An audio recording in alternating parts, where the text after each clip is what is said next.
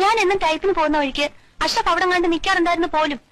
ഞാനാണെങ്കിൽ വീട്ടിൽ നിന്ന് ഇറങ്ങിയാ പിന്നെ ഇടത്തോട്ടും വലത്തോട്ടും നോക്കുന്ന പ്രശ്നമേ ഇല്ല. വീട്, type writing institute, type writing institute, വീട്, അങ്ങനെ.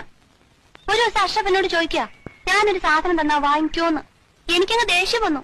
എന്നാൽ എന്താ സാധനം എന്ന് നമ്മളൊന്ന് അറിഞ്ഞിരിക്കണമല്ലോ. അത് നോക്കുമ്പോഴെന്താ ഒരു കത്ത്. കരണക്കുറ്റി നോക്കിയൊന്ന് പൊട്ടിക്കാൻ ആദ്യം എനിക്ക് തോന്നിയത്. പിന്നെ ഞാൻ ആലോചിച്ചു, അത് വേണ്ട. കത്തിൽ എന്താ എഴുതിയിരിക്കുന്നത് നമുക്കറിയണ്ടേ.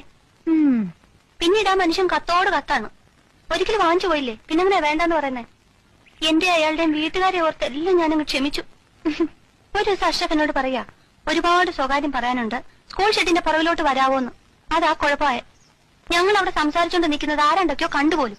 അഷ്റഫ് മുസ്ലിമും ഞാൻ ക്രിസ്ത്യാനിയാണല്ലോ. അതിനുശേഷം ഈ രണ്ട് സമുദായക്കാരും തമ്മിൽ ഇല്ലാത്ത പുകിലൊന്നുമില്ല.